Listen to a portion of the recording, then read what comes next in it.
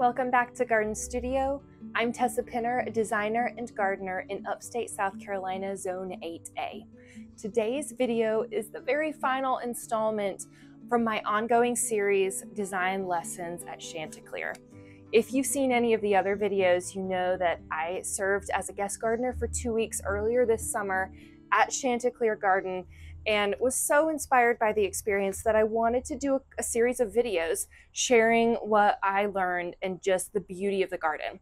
And I thought I was done with the series, but I started looking at the remaining footage that I had and realized, I've missed, in my practical explanations, I've missed one of the biggest special things about Chanticleer, which is just the general fabulousness of the planting in the garden. As a gardener, and any gardener I know that is really what blows you away. It's just the breadth and the dynamism of the various plantings. So I came up with 5 categories of special planting application from Chanticleer, and we'll look at these throughout the video. The first is the herbaceous beds and borders, really the bread and butter of any special garden. 2, naturalistic woodland planting. 3, the very high octane, high input cutting and kitchen gardens. 4th, the opposite, the drought tolerant and low input parking lot garden. And then 5 and 6 kind of together with specialty training and pruning applications, the first being vines, which are used very creatively throughout the garden, all kinds of applications for fun vines. And then finally, espalier. So whether a freestanding specimen or something that's trained against a wall, the side of a building, just fun ways to use plants. And I'll link the video to the planters, its own entire episode on the special planters at Chanticleer. All right, come with me one final time back to Chanticleer.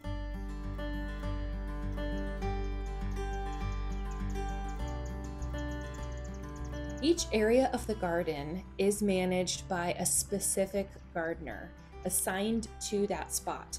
And this gardener gets to know in intimate detail every aspect of the planting and is the one responsible for setting out new plants by season or by year if there's a switch in the scheme.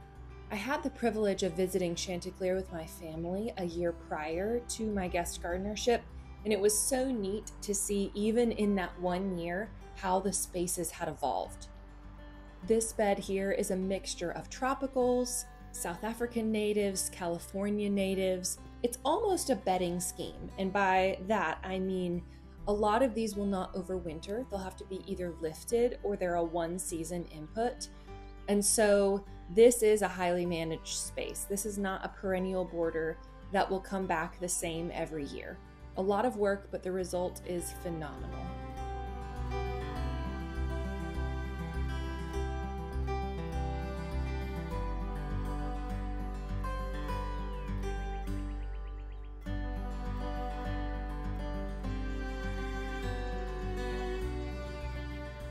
This space, called the flowering lawn, is a unique feature.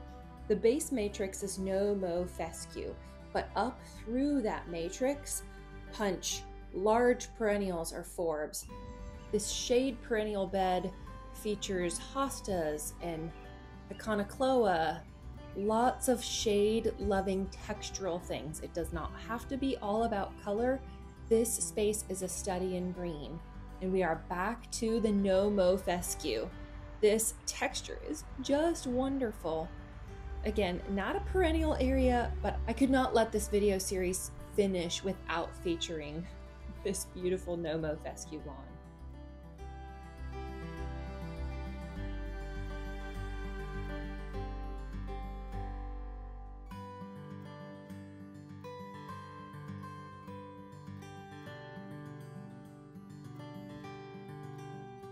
Even after allium season has peaked and gone, the seed heads remain a valuable architectural statement, whether in sun or shade. They'll be left standing through much of the summer. Only when they're totally brown will they be removed. This special garden, called the teacup garden, referring to the shape of the fountain basin that's overflowing, is much more of a tropical character in its herbaceous borders. Some of the plants are actually tropical, and some of them just have that lush feeling. And down right at the base of the fountain, there is a perennial area that is largely low and much more a tapestry that is meant to be looked down on, which is a different kind of planting than if you're looking up a hillside or from a distance where you need large legibility. You have to think from a design perspective where the viewer will be standing when they're viewing the herbaceous planting that you have planned. This is a garden that's meant to be walked through. It invites you with these sinuous hedges to take a journey all around. And it's interesting, the spot used to be the tennis courts, flat, open, and plain, but now it is anything but. It's a dynamic space full of warm colors, lots of lime green, lots of repeated oranges and reds. Those repeated color tones really carry you throughout these borders. The gravel garden is made up of plants that thrive in drier conditions. The soil here was amended in order to make it very thin, meaning that there's not a lot of nutrients, not a ton of nitrogen. This is how these plants in this palette were adapted to grow. This is actually what they want. So it allows a whole different kind of community to thrive here, and the effect is very transportive. You feel like you're in another country, somewhere else entirely, because the atmosphere the plants themselves provide is so different than the rest of the garden. So one really fun thing to mention about the plantings in all of these areas of the garden is there are lists online that give a lot of resources. One of the employees on staff is entirely devoted to keeping the plant catalog correct and up to date. So some of the things don't change and some of them do, but this is an amazing resource and you can go on the website. I will put a link down in the episode notes. So these plant lists are a great resource. If you want to know what does Chanticleer have in its entirely native woodland garden, you can go to that section and look specifically at the plant lists and get a lot of great ideas. If you want to look at one of the gardens right by the house that you know is very intensively managed, you can go and look at those plant lists. If you want to look at the Asian garden, you can see what's used there. If you want to dive in, those plant lists are great resources.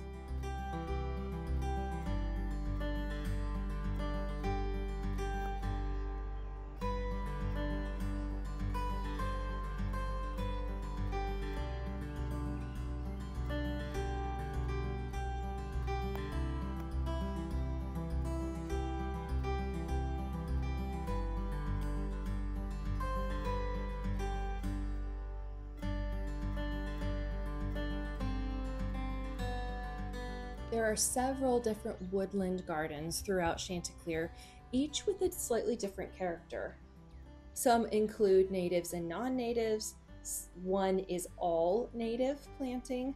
Another one is a Japanese theme, so it pulls in a lot of Asian species. It's so neat to see the variety, even in a shade garden, the different characters you can achieve.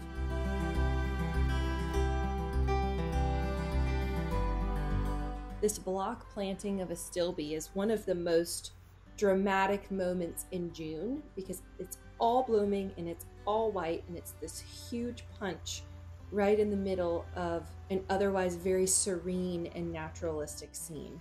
One of the crews I was on this summer was charged with going up and in waders essentially and editing the plants along the walls. So again, they look like they just occurred there, but really they're carefully either planted or left and edited according to what the gardeners want to see.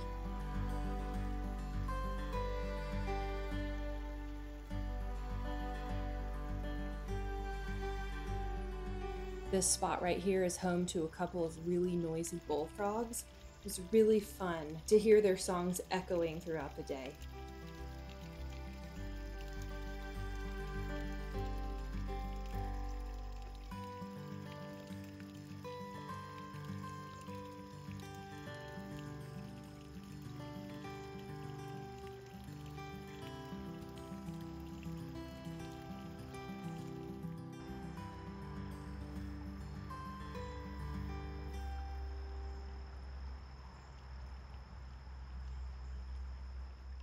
If taken per square foot, the most intensive gardened areas are probably the cutting and vegetable gardens, especially the cutting garden.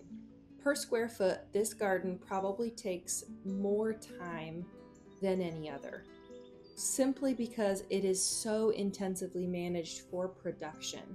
And it has to look good, as if nothing is being cut from it. So there has to be so much blooming, so much beautiful at all times, that even though it is being harvested weekly and even more often than that sometimes, it still is a very showy and impressive garden space. The gardener in charge of this space is always having to think 10 steps ahead.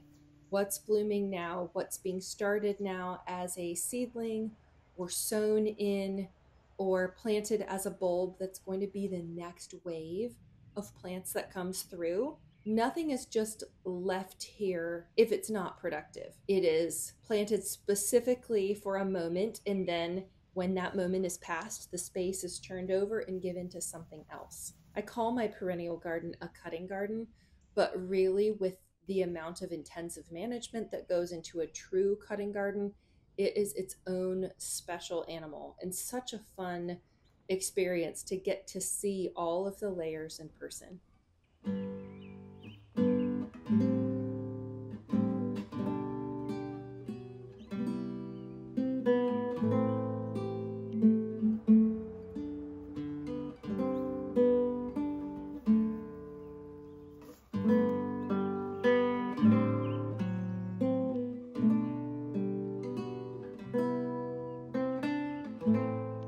Work in the vegetable garden does go in waves according to planting and harvest. And more solid blocks, as you can see in this design, are given over to specific things. So it's a little bit less of a Where's Waldo sort of hide and seek game like the plants in the cutting garden. Anytime you devote a whole row to something, a solid space to something, and you're not mixing, you can manage that area a little bit more efficiently. So it's just a different approach and a totally different look in the vegetable garden opposed to the cutting garden.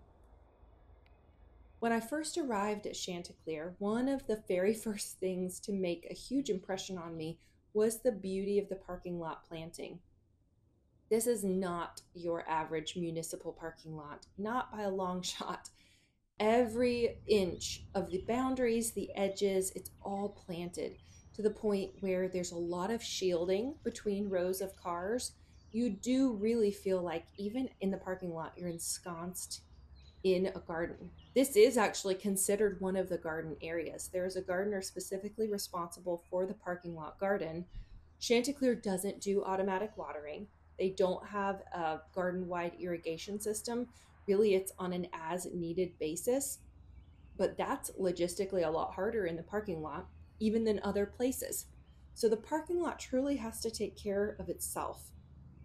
And in this environment with the blacktop and the heat from the cars, and even, people crunching and walking on things, there has to be a lot of resilience in these plants. I was just amazed at how good everything looked, considering we've all been in, parking lots are usually the face of Mars. But this one was really inspiring. Drought tolerant, easy care, lots of layers, lots of spreading things that colonize and can take care of themselves. That is the name of the game for the parking lot plantings.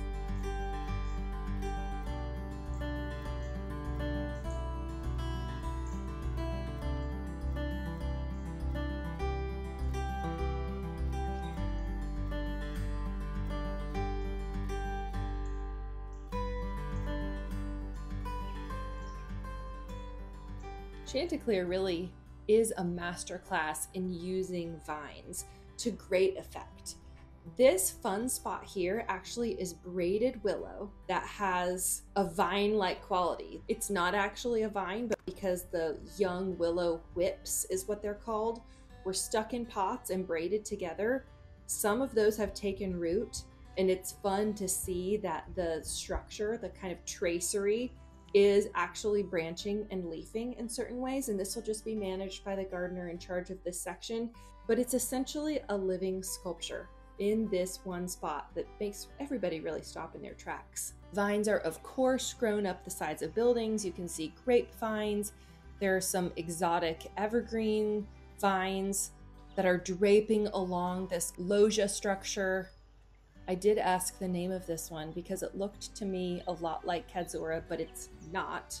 And then there's wisteria on these beautiful vine irons attached to the building. Look at the shape of those vine irons. They're so beautiful. And the wisteria just gives the perfect touch to the stucco. A lot of the special character of the ruin comes from it being largely clothed in vines and espaliers. This makes it feel like it's actually being almost swallowed by the garden, which is a really special effect. And to some extent, I think most buildings, frankly, benefit by being clothed in something partially, whether that's a vine, whether that is seeing a tree up close in an espalier form, or seeing greenery in association with the building. This garden does it beautifully. We are on to the wisteria arbor. This arbor has a mixture of mature wisteria and Japanese cherries, which have been pruned for their branches to go laterally along the roof. So when it blooms in the spring, you get the wisteria blossoms and the cherry blossoms. So pay attention to the trunk at the back along this back wall. That's actually a cherry tree that's been pruned almost into an umbrella form. I would love to see this in the spring.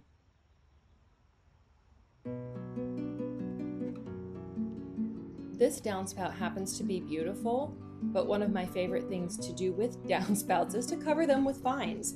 At home, this is something that you could do to make an ugly downspout a little bit nicer. Fences are a wonderful opportunity for vines. This can give a soft moment to an otherwise hard metal architectural feature. The elevated walkway is a serpentine path that goes from the top of the hill to the bottom of the hill, giving people who are walking strollers or in wheelchairs or just not super comfortable with a steep hill or steps, a very gentle way to traverse terrain. All the way down the serpentine walkway is a serpentine handrail, and at various points there are all different wonderful vines that have been trained along so that there's this beautiful moment really close to you that's blooming certain times of the year.